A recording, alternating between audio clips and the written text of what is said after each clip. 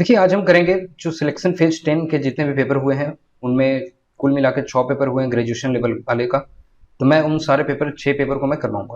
और देखिए, जो कल मैंने पेपर करा दिया था वो एक्चुअली वो 10th लेवल का था, मैट्रिकुलेशन लेवल का था। और मैं थोड़ा-सा वो मैं सही से देख नहीं पाया उसको, तो एक्चुअली 1 अगस्त को 3 पेपर हुए हैं। तो मैंने उनमें से सुबह वाला पिक कर लिया, तो वो एक्चुअली मैट्रिकुलेशन लेवल वाला था। तो हम ये शाम वाला पेपर है, ये 1 अगस्त को 5 पीएम को ये वाला पेपर हुआ है ग्रेजुएशन लेवल वाला। तो हम इससे शुरुआत करेंगे और आपको आगे आगे लेक्चर्स में हम फिर आपको ग्रेजुएशन वाला 6 का 6 पेपर करवाएंगे। तो चलिए शुरू करते हैं, देखते हैं पहला सवाल क्या है। देखिए, पहला सवाल क्या बोल रहा है। देखिए क्या पूछ रहा है, the average of the first 8 odd natural number is. आपको पहला 8 नेचुरल नंबर का आपको एवरेज बतलाना है, और वो क्या होगा, 8। ये हो गया आपका आंसर। इसको इतना जल्दी ही करना चाहिए, क्यों? क्योंकि जो एवरेज होता है ना, average of first n odd number, ठीक है, फर्स्ट 8 ऑड नंबर का जो आपका एवरेज होता है वो क्या होता है, वो एन के बराबर ही होता है। ठीक है, ये जैसे आप बोलोगे कि अगर फर्स्ट आपको 11 ऑड नंबर का एवरेज चाहिए, ठीक है, 11 ऑड नंबर का एवरेज चाहिए, तो वो कितना होता है, 11 होता है। और यही अगर सम की बात करेगा तो आपको पता है कि एवरेज 11 होगा, और 11 नंबर की बात मैंने की तो वो 11 से आप मल्टीप्लाई करोगे तो इसका स्क्वायर होगा। यानी यहां से आप क्या बोल सकते हो कि average of first n odd number क्या होता है, फर्स्ट एन ऑड नंबर होता है एन। और यही अगर सम पूछेगा, sum of first n odd number, first n odd number, तो ये होगा आपका एन स्क्वायर के बराबर। ठीक है, यही सिमिलर केस हम इवन के साथ भी करते हैं। पहला उसमें बोलते हैं average of first n even numbers. तो ये क्या होता है, ये होता है आपका n+1 के बराबर। और अगर यही बोलेंगे sum of first n even number, sum of first n even number चाहिए तो वो क्या होता है, n इंटू एन प्लस, क्योंकि n+1 होता है एवरेज, और उसको आप n से मल्टीप्लाई करोगे तो सम देगा। ठीक है, आप एग्जाम्पल के साथ टेस्ट कर सकते हो। और यहाँ पे देखो, एक इंपॉर्टेंट चीज मैं और बताता हूँ। जैसे मान लिया आपको बोला गया कि आप किसी भी nth आपको बताना है ऑड नंबर। जैसे मैंने बोला कि 47th ऑड नंबर क्या होगा, फर्स्ट फर्स्ट नहीं, यहाँ पे फर्स्ट नहीं लगा सकते आप। 47th ऑड नंबर आपका क्या होगा, ठीक है। तो आप क्या करोगे कि 47th इवन नंबर निकालोगे, वो क्या होगा, 94 होगा, और उसमें से एक माइनस करो। ठीक है, ये चीज ध्यान में रखना। जैसे मान ली बोला कि 59th ऑड नंबर आपको बताना है, तो आप क्या करोगे, 59 इंटू 2 करोगे, 59th इवन नंबर निकालोगे, वो क्या होगा, 118, और उसमें से -1 करोगे, यानी 117। ये होगा आपका आंसर। फिर मैंने आपको बोला, मान लिए कि आपको 43rd ऑड नंबर बताना है, आपको 43rd ऑड नंबर बताना है, तो ये क्या होगा, 86 - 1 बराबर 85। ठीक है, तो ये चीज ध्यान में आप रख लेना। 3 चीज यहाँ से आप याद रख लो। पहला, सम ऑफ पहला average of first n odd number वो होता है n, sum of first n odd number वो होता है n square, average of first n even number होता है n+1, और sum of first n even number होता है n इंटू n+1। और फिर nth इवन, अगर nth इवन या nth ऑड नंबर निकालना है तो वो कैसे होगा, nth इवन नंबर निकालना है तो 47th मान ली निकालना है, तो उसको हम 2 से मल्टीप्लाई करेंगे, 94। और यही अगर 47th हमको ऑड नंबर निकालना है तो 47th इवन नंबर -1 करेंगे। ठीक है, तो वो 94 - 1 बनेगा 93, इस तरीके से। ठीक है, तो ये 5 चीजों आप याद रख लेना, किसी कॉपी में नोट डाउन कर लेना और रिवीजन कर लेना, तो वो याद हो जाएगा। चलिए अगला देखते हैं। देखिए इसमें क्या दिया हुआ, ये दिया हुआ 2 की पावर x बराबर 3 की पावर y बराबर 6 की पावर z दिया हुआ है। देन आपको निकालना है 1/x plus 1/y minus 1/z का वैल्यू आपको निकालना है। देखिए इसमें बहुत ही बेसिक सवाल है, आई थिंक जहां तक मुझे याद आ रहा है CGL 2019 का जब मैं प्री दे रहा था तो ये मेरे में सवाल आया हुआ था, सिमिलर सवाल, बिल्कुल यही का यही था। वहां पर सिर्फ 1/x y इस तरीके से कुछ पूछ रहा था। चलिए इसको निकालते हैं। इसको देखो बेसिक कैसे करना होता है। देखिए ये होगा 2 की पावर x बराबर 3 की पावर y बराबर 6 की पावर z। अब इसको हम बोलते हैं कि ये किसी वैल्यू k के बराबर है। अब यहाँ से आप क्या बोलोगे कि 2 का जो वैल्यू होगा वो बनेगा k की पावर 1/x। अच्छा देखो ये होता क्यों है, ठीक है, इंपॉर्टेंट है कि ये होता क्यों है। तो देखिए ये होता इसलिए है ना, क्योंकि जैसे मैं अगर बोलूँ कि 2 की पावर 2 का वैल्यू होता है 4, ये तो आपको पता है। अब आप यहाँ से 2 का वैल्यू निकालोगे तो क्या बोलोगे कि 4 के पावर, इसको आप 1/2 करते हो, इस तरीके से रूट लिखोगे ना डायरेक्ट। और ये क्या होता है, इसको आप बोलते हो कि 4 के पावर रूट का मतलब 1/2 है। अब यहाँ से देखना, ये जो नंबर था वो इसके 1/पावर में आ जाता है। फिर मैं अगर बोलूँ 2 की पावर 3 बराबर 8 होता है, राइट। अब यहाँ से 2 का वैल्यू निकालना है तो आप क्या करोगे, 8 के पावर इसको 1/3 करोगे। तो इसलिए ये वैल्यू हम यहाँ पे इसलिए लिख रहे हैं कि 2 के बराबर 2 बराबर क्या होगा, कि अगर ये वैल्यू k के बराबर था तो 1/x होगा। फिर 3 के बराबर क्या होगा, के पावर 1/y, और 6 का वैल्यू क्या होगा, के पावर 1/z। अब आप ध्यान से देखोगे ना तो क्वेश्चन में हमेशा ऐसे ही देता है कि 2 इंटू 3 अगर करोगे तो वो 6 के बराबर मिलेगा। इसलिए हम यहाँ से क्या करते हैं कि 2 इंटू 3 करेंगे, यानी 2 इंटू 3 बराबर चूंकि 6 होता है तो हम क्या करेंगे, के पावर 1/x इंटू के पावर 1/y बराबर के पावर 1/z। तो यहाँ से देखो सबका पावर सेम है, और पावर अगर मल्टीप्लाई में हो, अगर बेस अगर सेम हो और दोनों चीज मल्टीप्लाई में हो तो पावर जुड़ जाते हैं। जैसे 2 के पावर 2 इंटू 2 के पावर 3 अगर करना होता है तो हम क्या लिखते हैं, 2 के पावर 5।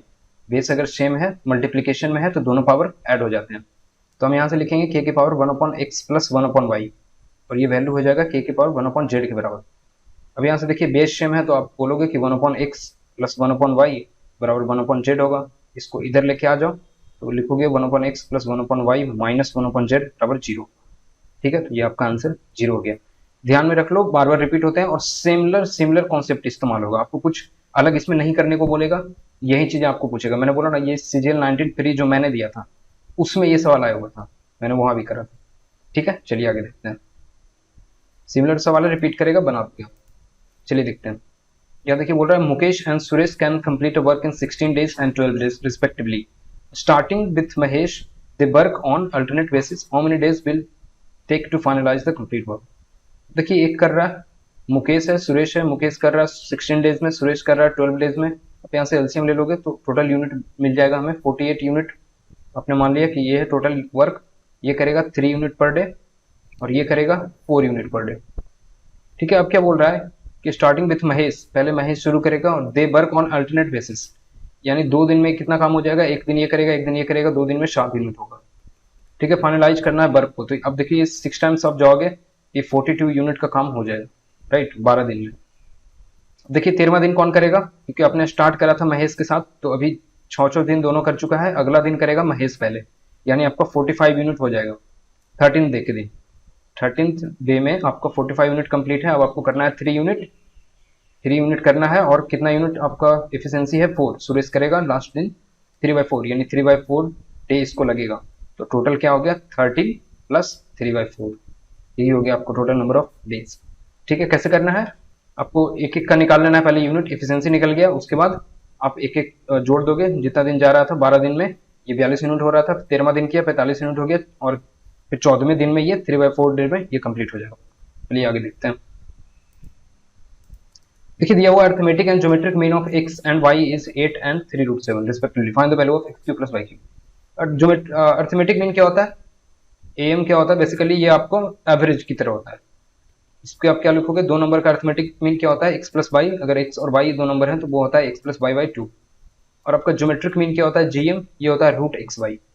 ये दोनों का आपको वैल्यू दिया हुआ है। यहाँ से आप क्या बोल सकते हो कि x प्लस वाई का वैल्यू कितना दिया हुआ है, बोलोगे इंटू 2 करोगे, ये हो जाएगा 16, और रूट एक्स का एक्स वाई का वैल्यू क्या दिया हुआ है 3√7, यानी एक्स वाई का वैल्यू, यहाँ से बोलोगे एक्स वाई का वैल्यू कितना होगा 9 × 7 63 के बराबर। ठीक है, अब देखिए क्या निकालना है आपको, x cube plus y cube निकालना है, हम इसका क्यूब करेंगे, राइट। अब देखिए इसको क्या लिख सकते हो, x cube plus y cube plus 3xy बराबर, अब 16 का क्यूब कितना होता है, वो होता है 4096, ये याद होना चाहिए। 16 का क्यूब आसान है, बहुत ज्यादा मुश्किल नहीं होता। ठीक है, अब यहाँ से क्या बोलोगे, x cube plus y cube, ये 3xy into x plus Y भी होगा, छूट गया था। ठीक है, ये क्या लिखोगे 3xy, एक्स वाई का वैल्यू 63 है, एक्स प्लस वाई का वैल्यू क्या लिखोगे, ये होगा 16 बराबर 4096। देखिए सिर्फ आपको माइनस करना है, ये वैल्यू आपको पता है कितना होगा।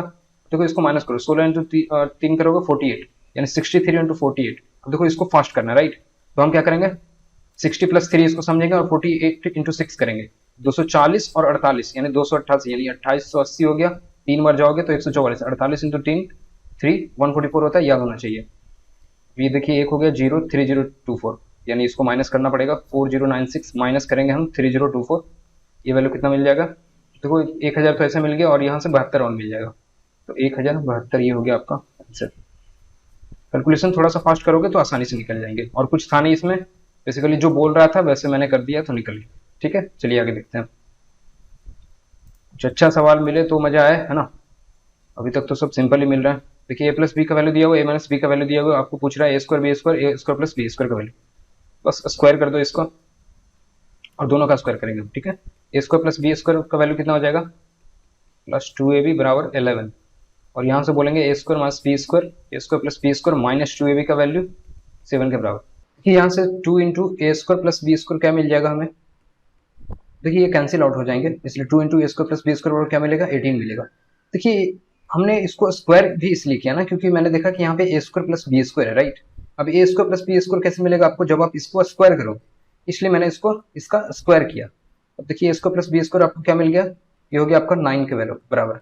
अब यहाँ से आप इसमें 9 रख दोगे तो क्या मिलेगा आपको, 2ab का वैल्यू कितना मिल जाएगा, 11 माइनस 9 करोगे 2 मिलेगा, यानी ab का वैल्यू कितना हो गया 1। आपको क्या चाहिए, आपको चाहिए ए स्क्वायर बी स्क्वायर इंटू ए स्क्वायर प्लस बी स्क्वायर, तो ए स्क्वायर बी स्क्वायर करोगे, इसका स्क्वायर करोगे, इसका स्क्वायर करोगे, तो ये मिलेगा 1 इंटू ए स्क्वायर प्लस बी स्क्वायर का वैल्यू 9, यानी आपका आंसर हो गया 9। देखिए करना कुछ नहीं था, बेसिकली जो आपको पूछ रहा है आप बिल्कुल वैसे कैलकुलेट कर सकते हो। चलिए आगे देखते हैं। देखिए इसमें बोल रहा है cosec a माइनस बी बराबर 2, यानी a माइनस बी का वैल्यू कितना हो गया, पढ़ते पढ़ते ही निकालने की कोशिश करना है ऐसी चीजों को। 30 degree cot a plus b बराबर 1/√3, यानी a प्लस बी का वैल्यू कितना हो गया 60 डिग्री के बराबर। चलिए इसको 2a का वैल्यू कितना हो गया, ये कैंसिल आउट हो जाएंगे, ये हो गया 45 90 डिग्री के बराबर होगा बेसिकली। तो a का वैल्यू कितना हो गया 45 डिग्री का, b का वैल्यू कितना हो गया 15 डिग्री के बराबर। लेकिन वो आपसे पूछ नहीं रहा, a का वैल्यू पूछ रहा, तो वो हो गया 45। आसान सा सवाल है, कुछ करने की जरूरत नहीं। चलिए आगे देखते हैं। देखिए बोल रहा है 28% of the people eligible to vote are between 20 to 25 years. In an election, 75% of those eligible 75% of those eligible to vote who were between 20 to 25 years actually voted. यानी 75% ही वोट किया। एलिजिबल कितने थे, 28% पीपल एलिजिबल था vote करने को, जो 20 से 25 के बीच है, लेकिन उन्होंने कितना करा, इसका 75%, यानी इसका 3/4, यानी करा है 21% लोगों ने वोट करा है, जो 20 से 25 वर्ष के हैं और एलिजिबल थे वोट करने, ठीक है। In that election the number of person between 20 to 25 who actually voted was what, percentage of those eligible to vote. देखिए यही पूछ लिया आपसे कि जिसमें 20 to 25% के बीच में कितने लोगों ने वोट करा जो एलिजिबल थे वोट करने को। अब वो सिर्फ 20% बचा है, तो ये हो गया आपका आंसर। जो मतलब अपने यहाँ तक जो इसने बताया ना, वही आपको फिर इतना लंबा करके वो पूछ लिया है, ठीक है। क्योंकि बोल रहा है कि in that election the number of person between 20 to 25 who actually voted was what percentage of those eligible to vote. देखिए एलिजिबल टू वोट थे 28%, इसका 75%, इसका मतलब 21% नहीं सिर्फ वोट करा, वही आपसे पूछ रहा था।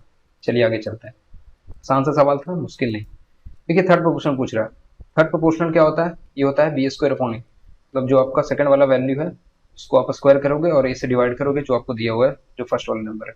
यह क्या होगा 1.5 into 1.5 upon 0.9।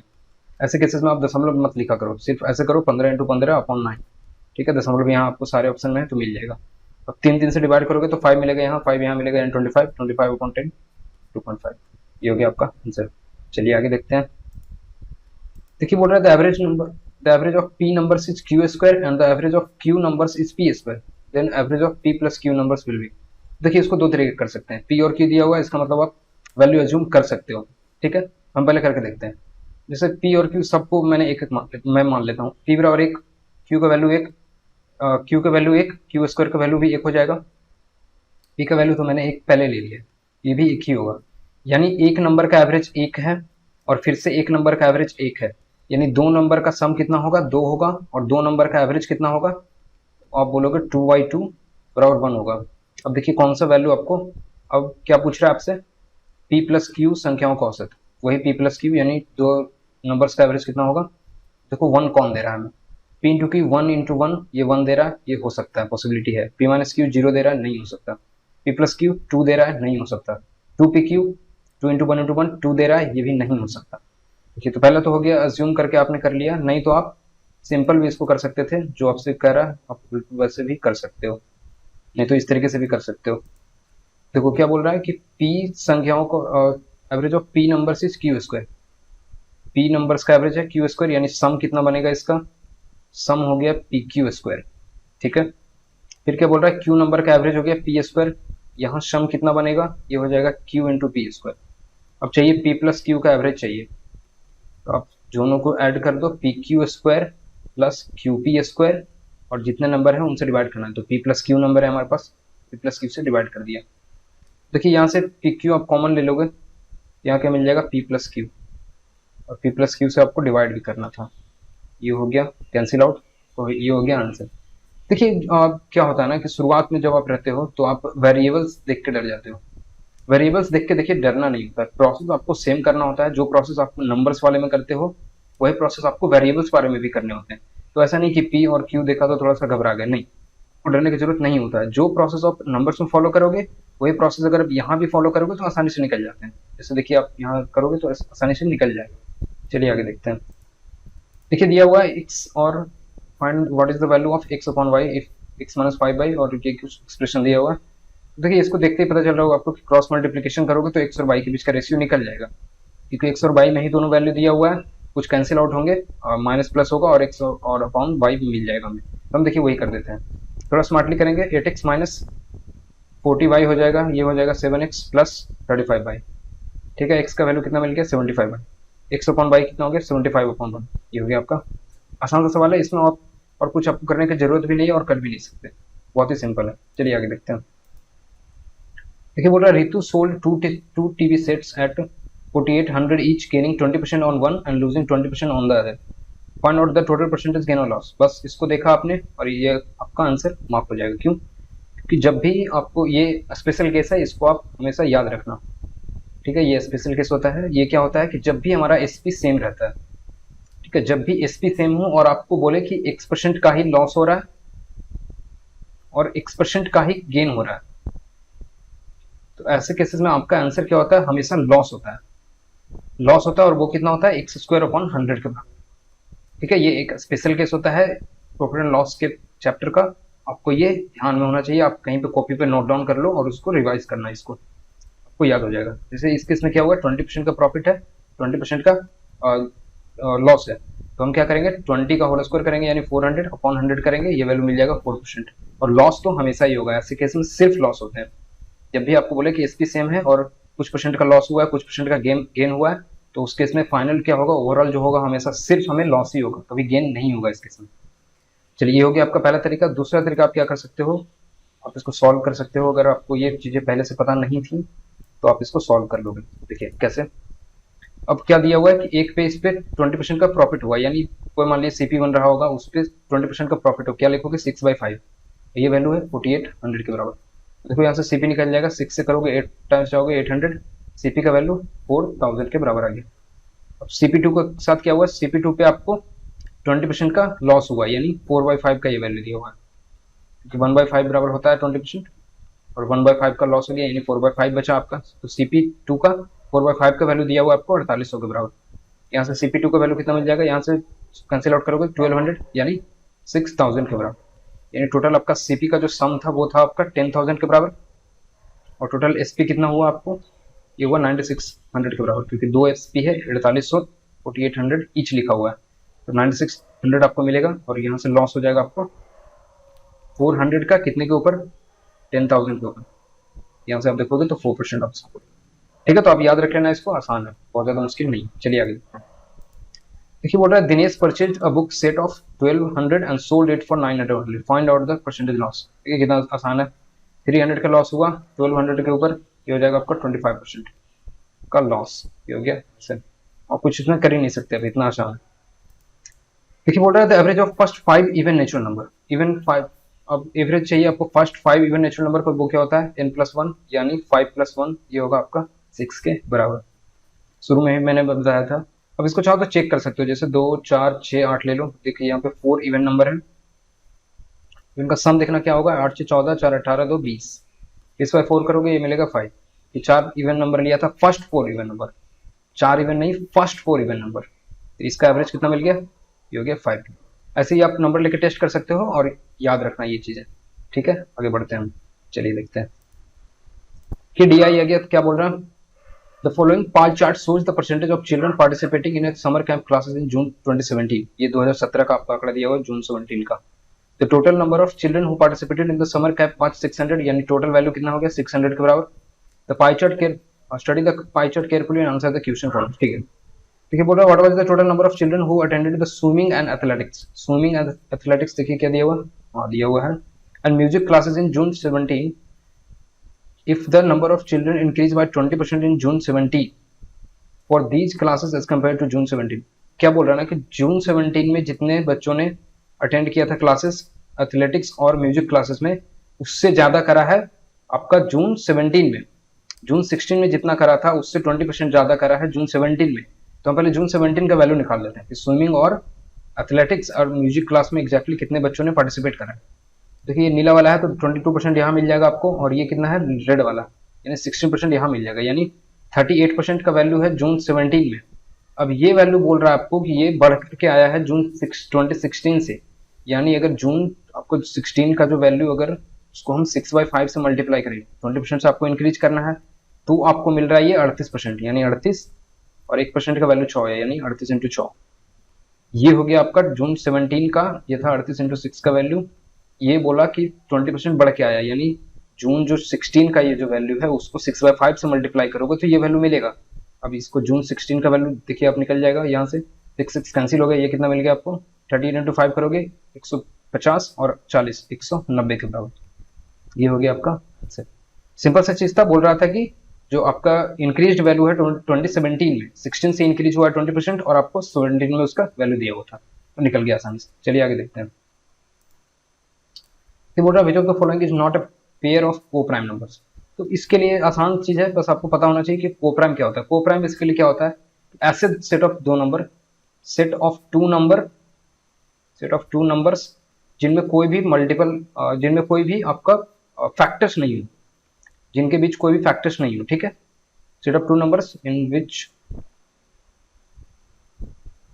There is no factors, तो उनके बीच कोई फैक्टर्स नहीं हो, है ना। तो ये कैसे होता है, जैसे मान लीजिए 10 और 11 दिया हुआ है, इनके बीच कोई फैक्टर्स है नहीं है, तो ये को प्राइम हो जाएंगे, ठीक है। अगर यही वैल्यू 12 और 14 रहता तो ये को प्राइम नहीं होते, क्योंकि इनके बीच आप 2 का मल्टीपल देख सकते हो, क्योंकि ये 2 इंटू 6 है और ये 2 इंटू 7, 7 और 6 तो ठीक है, लेकिन 2 आपका एक फैक्टर मिल गया इसमें भी इसमें भी, तो ये को प्राइम नहीं होंगे, ठीक है। यही वैल्यू अगर मिलता 10 और 18 तो ये भी को प्राइम नहीं होंगे। अब यहाँ से वही चेक कर लेते हैं कि किनके बीच कोई मल्टीपल है क्या, कोई फैक्टर है क्या सेम। 3 और 7 के बीच कोई फैक्टर नहीं है, 1 और 4 के बीच कोई फैक्टर नहीं है, 21 और 22 के बीच कोई फैक्टर नहीं है, लेकिन 22 और 24 के बीच है। ये क्या है, 2 इंटू 11 है और 2 इंटू 12 है, तो 11 12 तो कोई प्राइम हो जाएंगे, लेकिन ये 2 से मल्टीप्लाइड है तो ये कोई प्राइम नहीं है, ठीक है। चलिए आगे देखते हैं। यहाँ देखिए क्या बोल रहा है, the perimeter of an equilateral triangle is 60 units then its area. Equilateral triangle का दिया हुआ आपको 60 यूनिट। 6 वाले का हमें पता है कि वो होता है √3, 10 टाइम्स कर दिया, हम क्या कर देंगे 100 टाइम्स, 100√3 आपका आंसर हो गया, ठीक है। ये अगर आपने याद रखा होता तो मिल गया होता। 2 वाले का क्या होता है पेरीमीटर, 2 वाले का पेरीमीटर होता है 6, तो ये पेरीमीटर आपको 6 को कर दिया 10 टाइम्स मल्टीप्लाई, 60 यूनिट बोल रहा है ना, तो हम क्या करेंगे 10 टाइम्स कर दिए तो स्क्वायर को हम कर देंगे, एरिया को क्या कर देंगे हम, एरिया को कर देंगे इसका स्क्वायर, यानी 100 टाइम्स, तो 100√3 आपका आंसर हो गया। नहीं तो आप क्या करोगे, आपको पता नहीं है तो आप क्या करोगे, फिर ए बराबर 60 दिया हुआ है, ए बराबर करोगे 20, फिर आप लगाओगे √3/4 इंटू ए स्क्वायर यानी 400, फिर आप यहाँ से बोलोगे कि ये हो जाएगा 100√3। नहीं तो आपको पता है तो थोड़ा सा आप फास्ट कर सकते हो। चलिए आगे देखते हैं। देखिए बोल रहा है in triangle TAP, angle TAP बराबर 60 डिग्री, टीए बराबर 6 सेंटीमीटर, एपी बराबर 8 सेंटीमीटर, के is mid point of AP. चलिए पहले इतना ड्रॉ कर लेते हैं, नहीं तो फिर आप पढ़ भी लोगे और भूल जाओगे। देखिए बोल रहा है in triangle TAP, TAP triangle है ये, बोल रहा है टी बराबर 6 सेंटीमीटर, 6 सेंटीमीटर, एपी बराबर 8 सेंटीमीटर, सेंटीमीटर, के is the mid point of AP. तो यहाँ पे के है, मान लिए ये मिड पॉइंट बता दिया है तो हम इसको मिड पॉइंट बना लेंगे। चलिए आगे बोल रहा है line from k is produced to meet TP at O, line from k is produced to meet TP at O, TP को ओ के मिलाया गया सच दैट ए के ओ बराबर 120 degree, find the length of okay. अच्छा ओके का length चाहिए हमें और ए के ओ बराबर दिया हो 120 डिग्री। अच्छा 120 डिग्री दे दिया ना, तो आप इसको ऐसे नहीं मिला सकते, राइट। वो क्यों, जैसे अगर मान लिया आप इसको ऐसे मिला दोगे, अब यहाँ पे ओ बनाओगे तो ये गड़बड़ हो जाएगा, क्योंकि ये आपको पता है कि स्ट्रेट एंगल जैसा बन रहा है, तो ये 90 डिग्री ही हो पाएगा, और ए के ओ वैल्यू चाहिए, तो हमें यहाँ तक तो 90 ठीक है, हमें इससे बड़ा बनाना पड़ेगा, यानी के को आपको इस तरफ लेना पड़ेगा, इस तरीके से, राइट। क्या आपको समझ में आ रहा है ये बात। अगर आप ऐसे लोगे ना, यहाँ पे अगर वो लोगे तो ये 90 डिग्री के आसपास का ही बनेगा। बस बेसिकली आइडिया ले रहे हो, मैं आइडिया दे रहा हूँ आपको, ताकि आपको कुछ आइडिया रहे तो आपको कंस्ट्रक्शन करने में डर न लगे। जैसे आप वो यहाँ पे ले सकते हो 1 तो वैसे भी जाएगा अगर 120, इसको हम 120 बोलेंगे तो, लेकिन वो क्या है ना कि वो गलत होगा, इस तरीके से नहीं लेना चाहिए। जब आपको आइडिया है तो आप सही से लोगे, ठीक है। तो हम कहाँ पे लेंगे, हम इसको 120 बनाएंगे, सीधा लोगे आप तो 90 डिग्री ही रह जाएगा। और एंगल क्या दिया हुआ है, एंगल ए के ओ पूछ रहा है, तो आप ओ अगर यहाँ लोगे तो ए के ओ ये वाला एंगल बनेगा, राइट। तो हम यहाँ पे वो लेंगे। अब देखिए ए के ओ ये बनेगा 120। अब देखिए 90 से बड़ा तो लग रहा है, एग्जैक्ट तो हमें करना नहीं है, लेकिन 90 से बड़ा बस होना चाहिए। चलिए लेंथ क्या पूछ रहा है आपको, आपको पूछ रहा है ओके। देखो क्या दिया हुआ, और क्या वैल्यू दिया हुआ है, टी ए पी बराबर 60 दिया हुआ था, टी ए पी का वैल्यू दिया हुआ है 60 डिग्री। देखिए ये 60 डिग्री दिया हुआ है और ये 120 दिया हुआ है, देखना ये वैल्यू कितना निकल गया, ये 60 डिग्री हो गया। बस इतना ही चाहिए आपको इस सवाल में। अब ये 60 और ये 60, इससे आप क्या कर सकते हो कि ये पैरेलल होंगे इसके, और ये पैरेलल है और ये मिड पॉइंट से ज्वाइन किया हुआ है, इसका मतलब ये क्या होगा, ये भी मिड पॉइंट होगा इसका। अब दो मिड पॉइंट अगर आप ज्वाइन कर दोगे और पैरेलल भी है लाइन, इसका मतलब ये मिड पॉइंट होगा किसका, ओके मिड पॉइंट होगा आपका टी ए का, यानी टी ए बाई टू का वैल्यू जो होगा वो एक के बराबर हो जाएगा, 6/2 करोगे ये मिल जाएगा 3 सेंटीमीटर के बराबर। उम्मीद करो आपको समझ में आएगा।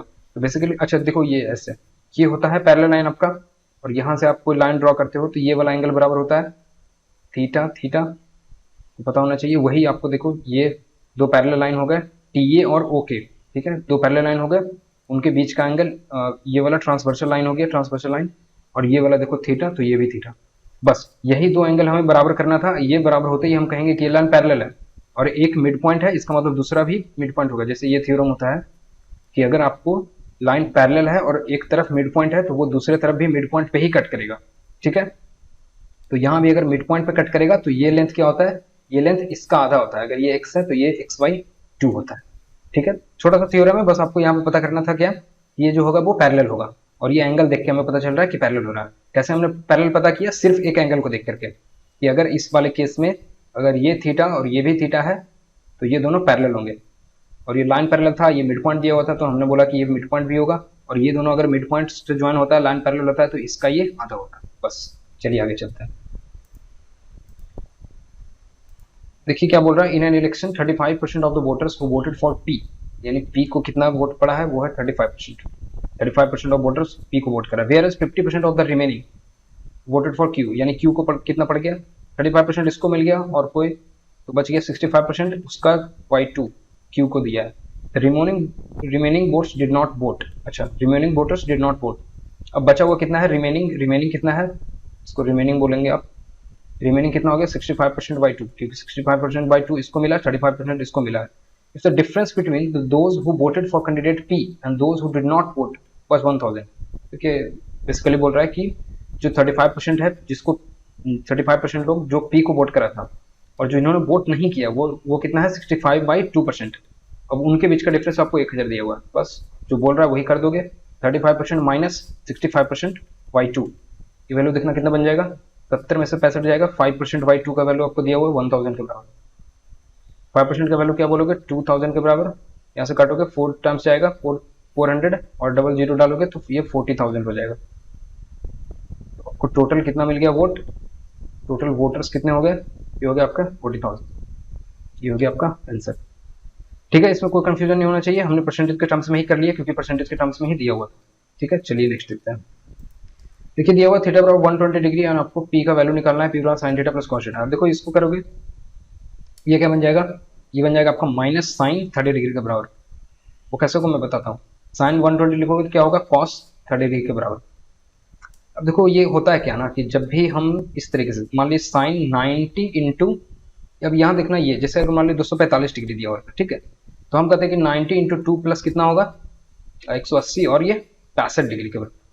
तो इस केस में क्या होता है, जब भी ये 90 इंटू 2 वाला बनता है यानी इवन 90 के साथ जब भी यहाँ पे इवन के साथ मल्टीप्लाई होता है तो वैल्यू साइन का साइन में ही रह जाता है, कॉस का कॉस में ही रह जाएगा। तो यहाँ आप इसको वैल्यू को लिखोगे ना तो ये क्या होगा साइन 65 डिग्री।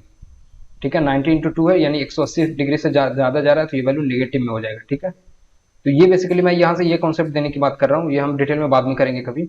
मैं यहाँ से सिर्फ ये बोल रहा हूँ कि 90 इंटू 2 के साथ जो वैल्यू बनेगा, यहाँ पे जो भी रहे साइन ये रहे या कॉस रहे, यहाँ पे मान लीजिए कॉस रहता 90 इंटू 2 प्लस 0 भी होगा ना तो ये वैल्यू कॉस में बदल जाते हैं।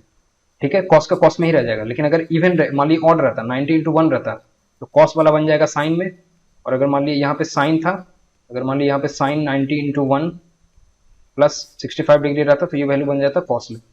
ठीक है, 90 इंटू 2 रहता तो बन जाता साइन में ही, मतलब अगर 90 इंटू इवन रहेगा 90 इंटू इवन रहेगा तो इधर जो भी रहेगा कॉस रहेगा तो कॉस में ही वैल्यू बनेगा, और 90 इंटू अगर मान लीजिए इसको ऑड कर दिया तो कॉस बदल जाएगा साइन में, साइन बदल जाएगा कॉस में। अगर यहाँ पे साइन रहता है तो ये बन जाता है कॉस में। ठीक है, वही मैं यहाँ पे कर रहा हूँ। कॉस 120 है तो आप इसको लिखोगे 90 प्लस 90 इंटू 1 होगा, बेसिकली ऑड में जा रहा है, प्लस 30 ऑड में हो गया तो अब कॉस बदल जाएगा साइन में। ये साइन 30 हो गया। साइन बाइन बाद में हम देख लेंगे, यहाँ पे वैसे माइनस आएगा यहाँ पे। ठीक है, साइन थीटा यहाँ पे था। साइन सेकंड क्वाड्रेंट में, बेसिकली सेकंड क्वाड्रेंट में कॉस जो होता है वो नेगेटिव होता है। ये वैल्यू सेकंड क्वाड्रेंट में गया तो हमें नेगेटिव लगाना पड़ा। साइन क्या होता है सेकंड क्वाड्रेंट में, पॉजिटिव होता है। तो हमने 90 इंटू यहाँ भी करा, 90 इंटू 1 प्लस 30। देखिए ये 90 इंटू 1 था तो साइन 90 इंटू 1 लिखा था हमने, तो साइन को बदलना पड़ा कॉस में, कॉस 30 आ गया। और साइन सेकंड क्वाड्रेंट में पॉजिटिव होता है तो वैल्यू पॉजिटिव रह गया। बस हमको इतना कैलकुलेट करना है। कॉस 30 का वैल्यू क्या होता है, √3/2 माइनस करोगे साइन 30 1/2। देखो √3 माइनस 1/2, अब ये वैल्यू बस देखना आपको कि 0 से बड़ा है, ये 0 के बराबर है। देखो √3 का वैल्यू होता है 1.73, 1.73 माइनस 1 करोगे तो 0.73/2। अब ये वैल्यू 0.35 से बड़ा है। ठीक है, तो ये वैल्यू आपका 0 से तो बड़ा होगा, ये वैल्यू गलत हो गया। अब ये देखिए ये फिक्स वैल्यू है, राइट। साइन 30 का वैल्यू और कॉस 30 का वैल्यू फिक्स है, यानी ये वैल्यू हमेशा पी का जो वैल्यू होगा, पी का वैल्यू 0.35 समथिंग समथिंग के बराबर ही होगा, बराबर होगा। तो ये वैल्यू तो आप बोल ही नहीं सकते कभी 0 के वैल्यू बराबर हो सकता है, तो ये गलत हो गया। पी 0 से बड़ा है ऑब्वियसली, ये सही होगा। पी का वैल्यू लेस देन 0 कभी हो ही नहीं सकता, तो ये भी गलत हो गया। उम्मीद कर रहा हूँ आपको समझ में आया होगा। चलिए नेक्स्ट देखते हैं। देखिए क्या बोल रहा है, if a tangent P Q at a point P of a circle of radius 5 centimetre meets a line through the centre O, the point Q so that OQ बराबर 13, then the length of tangent is. देखिए बोल रहा है कि tangent एक आपका P Q है और वो पॉइंट कौन है, वो पॉइंट आपका पी है। तो ये हो गया आपका पॉइंट पी, पी पे टेंजेंट है बेसिकली। और क्या बोल रहा है, सर्कल का radius 5 centimetre, a line through the centre O meets at the point Q. A line through the centre O, देखिए यहां से बेसिकली ऐसे बोल रहा है, ये लाइन सेंटर ओ से होकर गुजर रहा है और ये आपको टेंजेंट को कहाँ मीट कर रहा है, क्यू पे मीट कर रहा है। अब OQ का वैल्यू आपको दिया हुआ है 13 सेंटीमीटर और रेडियस आपको दिया हुआ 5 सेंटीमीटर। अब देखिए जब भी आप सेंटर से ज्वाइन करोगे टेंजेंट वाला लाइन को तो ये क्या होता है, हमेशा परपेंडिकुलर होता है। ये वैल्यू आपको 5 दिया हुआ। देखिए ये ट्रिपलेट बेसिकली बन गया कि ये 90 राइट एंगल ट्रायंगल बन गया। 5 और 13 है तो ये 12 होगा QP का वैल्यू। QP का वैल्यू कितना हो गया, 12 सेंटीमीटर। तो स्पर्श रेखा का आपको वैल्यू पता चल गया। लेंथ ऑफ टेंजेंट कितना हो गया, लेंथ ऑफ टेंजेंट हो गया आपका तो 12 सेंटीमीटर का बराबर। चलिए नेक्स्ट देखते हैं का 21 नंबर। देखिए 21 में क्या दिया हुआ, डी दिया हुआ, the following bar graph shows the sales in 1000 numbers of scooters from 6 different companies in 2011 and 2012। देखिए 2011 और 2012 का आपको स्कूटर्स का नंबर दिया हुआ है। ठीक है, आपको कैलकुलेट करना है। देखिए क्या पूछ रहा है, what is the ratio of total sales of company C for both the years, total sales of company D for both the years. देखिए सी का आप दोनों साल का निकालोगे सम, क्या दिया हुआ है 17 + 12 ये हो जाएगा 2019 के बराबर। और आपको 29 देखते हैं, आपको आंसर मार्क हो जाएगा। आप चाहो तो डी वाला कैलकुलेट कर लो, डी क्या दिया हुआ 15 और 21 ये होगा आपका 36 के बराबर। 29 इंटू 36 आपका आंसर हो जाएगा। आसान सा सवाल है, DI का है। चलिए आगे देखते हैं। देखिए क्या दिया हुआ है, thief was noticed by a policeman from a distance of 80 meters. The speed of the thief is 21 km/h and the policeman is 20 km/h. What is the distance between them after 18 seconds? देखो यहाँ पे पहली बार दिया हुआ है कि हमारा जो thief है, thief का ही है, thief का स्पीड जो है वो ज्यादा है, thief का स्पीड ज्यादा है पुलिसमैन से। देखिए तो अब यहाँ से देखो होगा क्या एक्चुअली कि अब देखो 21 km/h है इसका स्पीड, 21 km/h और ये इसका स्पीड है 20 km/h। देखिए 1 km/h का क्या मतलब होता है ना कि 1 किलोमीटर जाने में इसको, अभी इन दोनों का डिफरेंस देखो कितना है, 1 km/h। तो 1 km/h का क्या मतलब हो गया कि 1 आर में, यानी एक आर में ये जाएगा, ये एक आर में दोनों के बीच का जो डिफरेंस बनेगा वो बनेगा आपको 1 किलोमीटर के बराबर, जिसको आप बोलोगे 1000 मीटर। 1000 मीटर के बराबर, यानी 3600 सेकंड में जो इन दोनों के बीच का डिफरेंस बनेगा वो बनेगा आपका 1000 मीटर के बराबर। देखिए 36 सेकंड में आपको निकालना है, 36 सेकंड में ये हो जाएगा 10 मीटर का डिस्टेंस बनेगा इन दोनों के बीच। 18 सेकंड में कितना हो जाएगा, 5 मीटर का डिस्टेंस बनेगा, राइट। तो अब ये 5 मीटर का डिस्टेंस और क्रिएट होगा और आपको पता है कि चोर ही ज्यादा स्पीड है उसका, तो 80 मीटर तो पहले से ही आगे था और 5 मीटर और आगे हो जाएगा, यानी टोटल इन दोनों के बीच का जो डिफरेंस बनेगा आप वो 85 मीटर के डिस्टेंस बन जाएगा। समझ में आ रहा है, जैसे इन दोनों के स्पीड का डिफरेंस था 1 km/h का, यानी 1 घंटा अगर ये भागेगा तो 20 किलोमीटर, 1 घंटा ये भागेगा तो 21 किलोमीटर, यानी इन दोनों के बीच का जो डिफरेंस बनेगा 1 घंटे के बाद वो बनेगा 1000 मीटर का, राइट। यानी 3600 सेकंड में इन दोनों के बीच का जो डिफरेंस होगा वो 1000 मीटर का बनेगा। वो 80 मीटर को आप छोड़ दो, इसको ऐसे देख रहे हैं हम, इसको स्पीड वाला से देख रहे हैं। फिर आपको 36 सेकंड्स में ये जो डिफरेंस होगा वो 5 मीटर का हो जाएगा, और 18 सेकंड्स में 36 सेकंड्स में 10 मीटर के बीच का डिफरेंस हो जाएगा, इनके बीच का डिफरेंस, और 18 सेकंड्स में 5 मीटर इनके बीच का डिफरेंस हो जाएगा। ठीक है, ये बढ़ जाएगा हमेशा 18 सेकंड्स में, हर 18 सेकंड में ये 5 मीटर ज़्यादा चल जाएगा चोर। अब देखोगे 18 सेकंड के बाद पहले 80 मीटर आगे था, अब 5 मीटर और आगे होगा तो ये 85 मीटर आगे हो जाएगा। ऐसे ज़्यादातर आपको क्या देता है ना कि वो पुलिस आपका ज़्यादा तेज होता है, राइट, तो आपको घटाना पड़ता है, लेकिन इस केस में क्या दिया हुआ, चोर ही आपका ज़्यादा स्पीड चल रहा है। चलिए आगे देखते हैं। देखिए क्या बोल रहा है, Arif repaid a loan by paying 15,625 after 3 years at a rate of 25% per annum compounded annually, what was the amount of loan. देखिए बेसिकली ये क्या दिया हुआ ना कि ये जो आपका रिपेड पेइंग अमाउंट है 15,625, आपको अगर देख के समझ में आ रहा है कि ये क्या होगा, ये होगा आपका प्रिंसिपल और प्लस 3 साल का जो CI बनेगा, राइट। अब ये मैं बोलूंगा ये वैल्यू होता है 100%, और ये 3 ईयर का CI एग्जैक्टली कितना निकल के आ जाएगा, 25% है। तो ये मैंने आपको याद करने के लिए बोला था कि 75 प्लस 20.3%, ये वैल्यू मैंने आपको बोला था याद करने के लिए। ये देखिए 195% का वैल्यू आपको दिया हुआ है 15,625। अब मैं क्या बोलूंगा, ये ऑलमोस्ट 2 गुना है। अब 2 गुना किसके आसपास का दिख रहा है आपको, 8,000 के 2 गुना हो सकता है, 9,000 का 2 गुना तो बिल्कुल भी नहीं है, 9500 का 2 गुना तो ये तो और ज्यादा है, 10,000 का 2 गुना तो 20,000 हो जाएगा।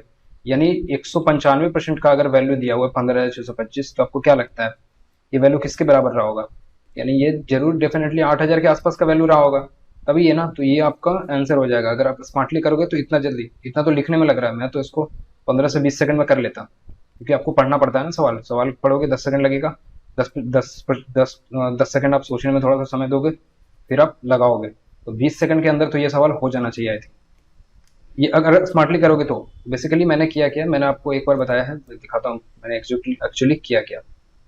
देखिए मैंने आपको बताया था कि 3 साल के लिए आप वैल्यू याद रखना, जैसे 20% का मैं एग्जांपल लेता हूँ कि 3 साल का CI एग्जैक्टली होता क्या। तो आप बोलते हो कि 3 ईयर का पहले SI लिखना पड़ता है हमें, उसको क्या लिखते हो 20 इंटू 3 प्लस, और ये वैल्यू मैंने बोला था कि 3 ईयर का CI माइनस SI का जो डिफरेंस होता है वो यही तो होता है, और ये वैल्यू मैंने आपको बोला था कि आप डायरेक्ट याद कर लेना है, और यहाँ पे क्या होता है 12.8% होता है जब 20% की बात आती है। तो उसी प्रकार यहाँ से मैंने 75% के लिए क्या किया, 25% के लिए ये 3 इंटू 25 हो जाएगा, प्लस ये वैल्यू होता है 20.3% के बराबर, इसलिए 75 प्लस 20.3 ये हो गया आपका 95.3% का वैल्यू, ये हो गया CI, राइट। और आपका प्रिंसिपल भी इसमें पे किया हुआ है, यानी प्रिंसिपल प्लस CI था ये, तो 100% आपका प्रिंसिपल और 95% ये, इसलिए मैंने बोला 195.3% का ये वैल्यू हो गया। आपको सिर्फ ये निकालना था, उसमें से पास जाओगे तो निकल जाएगा।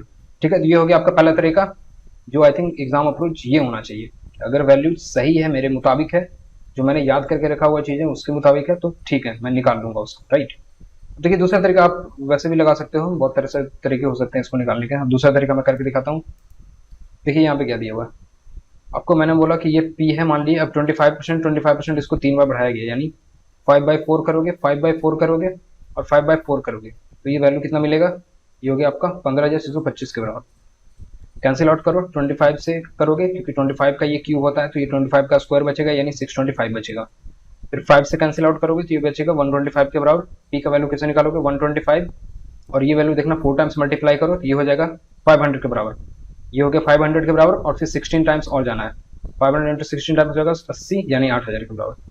ये हो गया आपका प्रिंसिपल। आप ऐसे भी निकाल सकते हो, 2 तरीके हो गए। ठीक है, अच्छा मैं इसको एक बढ़िया चीज बताता हूँ आपको, जो CI मान लीजिए जो वैल्यूज मैंने आपको याद करने के लिए बताया, अगर वो वैल्यूज आपको याद नहीं है, राइट, तो और उसको आप कैसे निकालोगे, तो मैं लिखता हूँ 3 ईयर का CI माइनस SI क्या होता है, 3 ईयर का CI माइनस SI का वैल्यू क्या होता है, ये होता है आपका 3 into CI minus SI for 2 years, CI minus SI for 2 years plus RQ upon 10,000 के बराबर। लेकिन ये वैल्यू तभी आप इस्तेमाल करना जब आपको परसेंटेज में निकालना हो, ठीक है, यहां से ये परसेंटेज में वैल्यू मिलता है। ठीक है, जैसे मैंने अगर बोला, अब प्रैक्टिकल करके मैं दिखाता हूं, जैसे मैंने यहाँ पे 25% का ही मेरे को निकालना था, राइट, तो 3 ईयर का CI माइनस SI अगर निकालना है 25% का, SI तो हमें पता है कि वो 75% मिल जाएगा, राइट, 25 इंटू 3 करोगे 3 साल के लिए तो 75% मिल गया SI। अब ये वैल्यू हमें कैलकुलेट करना है, तो हम क्या करेंगे, 3 इंटू CI माइनस SI 2 साल का कितना होगा 6.25%। ये कैसे होता है, ये अगर 25% है तो आप बोलोगे 25 into 25 upon 100, R square by 100 होता है CI minus SI for 2 years का वैल्यू परसेंटेज में। तो यहाँ पे 6.25 इंटू 3 करोगे प्लस RQ कितना बनेगा 15,625, 25 का क्यूब याद होना चाहिए, बटा 10,000 करोगे। देखो वैल्यू कितना आ गया, 18.75 प्लस 1.5625। अब इसको देखो जोड़ोगे तो कितना मिलेगा, 1.25 इसमें ऐड होगा तो 20 पॉइंट दिख रहा है 25 प्लस 1, यानी 3% के अप्रॉक्स हो जाएगा ये अप्रॉक्स वैल्यू, इसलिए मैंने बोला कि इसको याद होना चाहिए। अब यहाँ से डायरेक्ट आप सी आई बोलोगे 25% का 3 साल के लिए सी आई कितना बनता है, तो 75 प्लस 20.3, ये वैल्यू 95.3% के बराबर, इसलिए मैंने उसको उस तरीके से डायरेक्ट करा। ठीक है, तो मैं उम्मीद कर रहा हूँ आपको समझ में आया होगा। चलिए आगे चलते हैं। देखिए क्या बोल रहा है, the mark price of an air conditioner is 45,000, there are two successive discount, one of 15%, 20%। अब देखो 20% और 10% जैसे देखो ना, तो इसको दे डालो डिस्काउंट। 20% देखोगे तो क्या बोलोगे, 9,000 माइनस हो जाएगा, इससे ये बन गया 36,000। 36,000 में 15% डिस्काउंट दोगे तो कितना मिलेगा, 36 और 18 यानी 5400 इसमें और माइनस करना पड़ेगा, ये हो जाएगा 3,600, 30,600 का। ये तो आपको पूछ रहा है, ठीक है, ये हो गया आपका सर। ठीक है, आसान परसेंटेज है तो हम ज्यादा कुछ नहीं करेंगे, वरना अगर मुश्किल परसेंटेज होता तो हम देखते, अगर ऑप्शन और थोड़ा अलग अलग होता तो हम क्या करते कि 15-20 को कैलकुलेट कर लेते। कैसे करोगे, -35 होगा, 35 और माइनस करोगे 20-15, तो 20 से डिवाइड करोगे 3, 20 से डिवाइड करोगे 5 मिलेगा, 5 से डिवाइड करोगे 100 को, तो जैसे इस तरीके से ऐसे कर सकते हैं ना, 15 इंटू 20 अपॉन करना पड़ता है आपको 100, 20 से करोगे तो 5, 5 से करोगे तो 3, इसलिए मैंने डायरेक्ट 3 लिखा। 35 - 3 यानी 32% का डिस्काउंट हो गया। वैसे आप 15 और 20 का हमेशा याद भी रख सकते हो कि 15% का डिस्काउंट और 20% का डिस्काउंट, ये होता है 32% के बराबर। ठीक है, तो इसमें जरूरत नहीं था, हालांकि इसमें आप डायरेक्ट नंबर से ही कर सकते हो, तो ये आसानी से भी हो जाएगा, तो ज्यादा मुश्किल था नहीं, आसान नंबर है, 0 0 दे देता है तो फिर आसान हो जाता है। चलिए आगे देखते हैं। ये आपका लास्ट सवाल दिया ही दिया हुआ है, देखिए क्या बोल रहा है, the following table shows the number of student in different streams in 5 department, study the table carefully and answer the following question based on table, which department has the maximum number of students in all stream. देखिए आपके पास कोई उपाय नहीं है, option से चलना पड़ेगा आपको, क्योंकि 5 है और यहाँ ऑप्शन में ही चार ही चेक करना पड़ेगा, तो हम ऑप्शन से ही चलते हैं। बी को पहले चेक करेंगे, बी में कितना हो गया 500। पहले आपको क्या करना है, जो 100 वाले नंबर है पहले उसको जोड़ो, 500, 600, 1100, 4 11 15 3 1800, ये हो गया आपका 1800 बी का वैल्यू। चलो ई में चेक करते हैं, ई में कितना है, 6 4 10, 10 7 17, 6 23 और एक 2400, ये हो गया 2400। ठीक है, एक चेक करते हैं, 4 7 11, 3 14, 2 1600, एक 1750। ठीक है, पहले हम 100 वाले को जोड़ लेते हैं, उसके बाद 50 40 जो रहता है 10 20 रहता है हम उसको बाद में जोड़ लेते हैं। ठीक है, तो आसान होता है। सी में देखो 300, 1000, 1014, 3 17, 17 और एक 1880, ये हो गया 1880 सी वाला। अब देखिए सबसे बड़ा कौन है, ई है, क्योंकि ये 2400 था। तो देखिए ये हो गया आपके पूरा पेपर हो गया सॉल्व। देखिए ज्यादा कुछ मुश्किल सवाल नहीं था, 1 2 सवाल अच्छे हैं बस, बाकी सब इजी ही था। चलिए तो फिर हम आगे ऐसे ही 6 का 6 पेपर खत्म करेंगे। और देखिए जो मैंने आपको बोला है कि जो आपको जो नए अप्रोच लिखते हैं, जैसे इसमें 2 चीजें हम कर पाए, एक वो जो इक्विलैटरल ट्रायंगल का एरिया निकालना था उसमें हम अपना फॉर्मूला इस्तेमाल कर पाए, तो वो जल्दी हो गया। बाकी पूरा पेपर रिलेटिवली आसान है ये। तो देखिए 2 जगह हमने इस्तेमाल करा, एक तो वो इक्विलैटरल ट्रायंगल में इस्तेमाल करा और यहाँ पे लास्ट वाले क्वेश्चन में मैंने देखा सी आई वाला में इस्तेमाल हुआ। तो देखिए आप अगर याद रखोगे तो इस्तेमाल होगा डेफिनेटली, और जहाँ पे इस्तेमाल होगा वो आपके समय को कम करेगा। ठीक है, तो आप ऐसे ही नई चीजों को लर्न करना, कॉपी में नोट डाउन करना, रिवाइज करना। ठीक है, चलिए फिर मिलते हैं आगे। Thanks for watching, bye.